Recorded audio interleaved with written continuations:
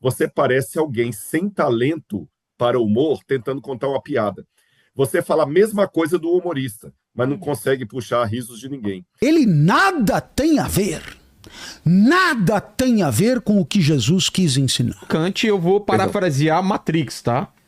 Que Matrix tem uma hora que fala, é diferente você conhecer o caminho e trilhar o caminho, né?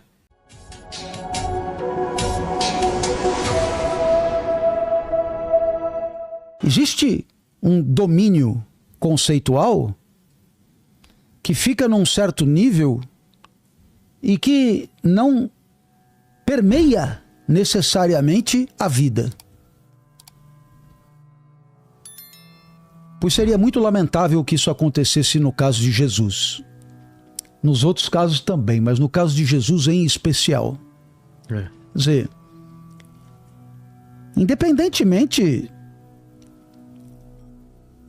do credo, da instituição, do lugar onde você vai, independentemente disso, é preciso ter em mente que a multiplicação dos templos não assegura uma presença verdadeira do que Jesus quis nos ensinar nas nossas vidas. Verdade. Sabe, professor? Eu estava vindo para cá e estava pensando que eu moro na cidade de São Paulo, não é? E aí eu pensei em fazer uma provocação inicial e dizer, por que Paulo emprestou o nome a essa cidade, né? Talvez porque ela seja acolhedora, talvez porque as pessoas estendam a mão ao diferente, ao fragilizado, talvez porque os ensinamentos de Jesus estejam vividos em toda parte. Talvez porque em São Paulo os imigrantes não sejam perseguidos. Talvez porque em São Paulo os haitianos não sofram o que sofrem, os bolivianos não sofram o que sofrem, e eles são haitianos, são bolivianos, eles não são brasileiros, mas para Jesus...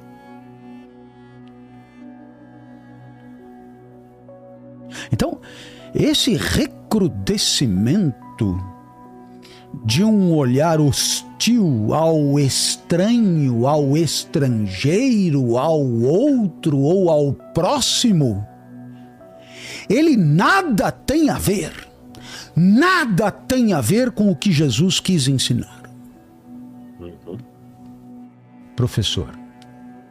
Com certeza. E aqui eu estou dizendo coisa do coração.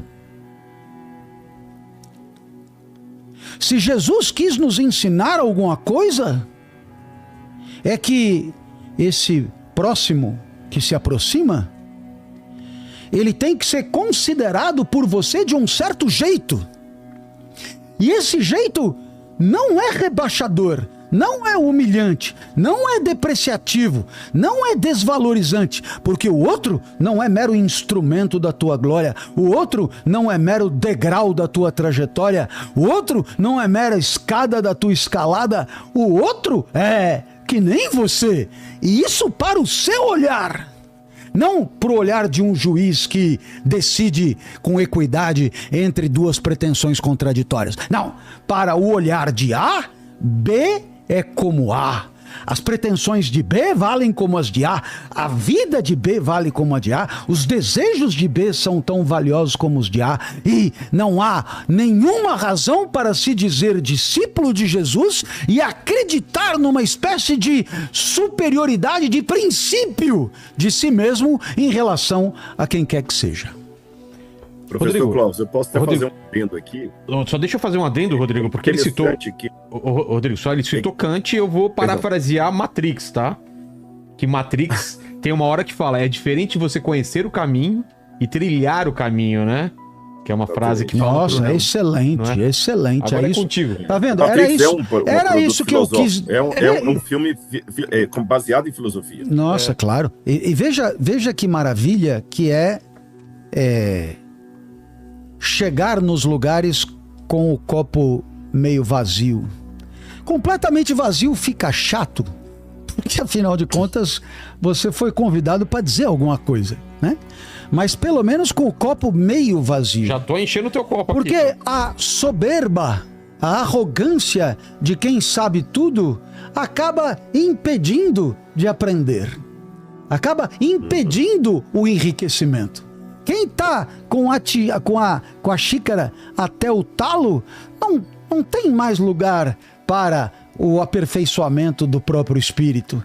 Então, viu, ao invés de ficar escutando todo mundo dizer, não, é preciso olhar para o lado cheio do copo, é preciso olhar para o lado cheio do copo, é preciso olhar para o lado cheio do copo, pois eu recomendo que você olhe também para o lado vazio do copo, porque é do lado vazio do copo que há a oportunidade do crescimento, da elevação, que não tem fim. Quer dizer, eu fiquei 2 horas aqui tentando falar que uma coisa era uma coisa, outra coisa é outra coisa. Ele lembrou do Matrix e resolveu o meu problema. Obrigado, professor. Resolveu o meu problema. Então o que eu vou fazer? Eu vou anotar, porque numa próxima, como nós não somos donos do nosso discurso, isso é uma polifonia maravilhosa, né? De pessoas aqui que estão aqui buscando algum propósito e deixando algum legado, que possamos nos ajudar, assim como o cego e o aleijão, o coxo da foto mostrada pelo professor. Nós estamos aqui nos ajudando, porque essa postura professoral de quem chega sabendo tudo, não só é patética, ridícula e falsa, mentirosa, como ela também é impeditiva do crescimento. E nada melhor do que estar ouvindo e considerando o outro, porque é só a partir da riqueza da pluralidade de repertórios e trajetórias que você poderá aprender mais. Rodrigo. Eu só queria falar algumas coisas que o professor ponderou aí. É interessante que Jesus mandou amar o próximo. Por que essa ênfase? Jesus poderia falar assim, ame a todas as pessoas. Parecia fazer mais sentido, né? Ame a todas as pessoas. A lei decide amar a Deus sobre todas as coisas e a todas as pessoas como você mesmo. Ele não fez isso. Ele mandou amar o próximo. Sabe por quê? Amar o que está distante é fácil. Encher um container de roupa usada e mandar para crianças pobres lá da Somália, isso é fácil fazer. E o legalismo permite esse tipo de ação. Agora, amar o sujeito que está na sarjeta perto da minha casa, que está fedendo, que eu posso sentir o mau cheiro dele. Amar o sujeito que eu conheço os defeitos dele, isso é diferente. E com relação ao evangelho prático, de tornar realmente mais do que uma retórica, você pode até tentar seguir qualquer norma ética do mundo por legalismo e até a de Jesus, mas haverá uma diferença.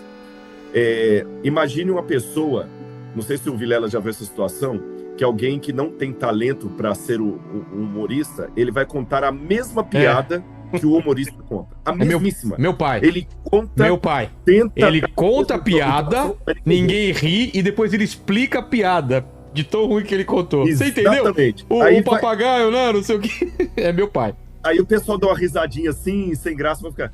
Agora, pega alguém como o Tirulipa, por exemplo, que eu tive com o Tirulipa uma vez. O Tirulipa, até de boca fechada, é engraçado. O próprio Vilela, que durante o Igor Guimarães. Exatamente. O que eu quero fazer com essa comparação, essa parábola? O professor colocou muito bem, parábola, no grego, pará, ao lado de. Bolê é lançamento. Tanto é que você fala bala, do revólver, balística, né? Então, parábola é aquele que é lançado junto ali, ao lado de, para fazer sentido. Eu estou usando uma parábola aqui do humor. Quando você diz que segue a Jesus, mas não tem dentro de você o elemento do amor que ele faz brotar em seu coração, você parece alguém sem talento para o humor, tentando contar uma piada. Você fala a mesma coisa do humorista, mas não consegue puxar risos de ninguém. Então você pode até tentar imitar a ética de Jesus, os ensinamentos de Jesus, repetir as palavras dele, mas não vai sair energia, não vai sair nada que funcione. E por isso que Jesus muitas vezes desafiou o establishment da época dele. E tem uma coisa interessante que eu queria pontuar também das parábolas de Jesus. Além do que o professor Clóvis falou, para facilitar o entendimento, Jesus partiu do conhecido para o desconhecido, a parábola ainda tinha mais duas facetas, se me permite contribuir aqui. A primeira delas, Jesus integrava todas as pessoas. Por exemplo, de uma só tacada, ele contou uma parábola sobre uma ovelha perdida. Quem cuidava de ovelhas no campo eram majoritariamente homens. Mas em seguida, ele contou uma parábola de uma moeda perdida dentro de casa que uma mulher possuía. Numa outra feita, ele contou uma parábola de um agricultor, homens. Depois ele contou a parábola de um fermento. Quem fazia o pão diário eram as mulheres. Então eu noto nas parábolas de Jesus que ele tinha uma parábola adequada para o público feminino, para o público masculino, não no sentido de segregação, mas no sentido de agregação. Ou seja, ele falava de elementos que faziam parte do cotidiano masculino e do cotidiano feminino. Em outras palavras, Jesus tinha no seu auditório homens e mulheres. Numa época predominantemente masculina, onde apenas homens podiam ser rabis, apenas homens podiam seguir aos estágios mais altos do rabinismo, Jesus tinha mulheres. E uma mulher em específica, Maria Madalena, é descrita como aquela que estava aprendendo aos pés de Jesus, de acordo com o Evangelho de João.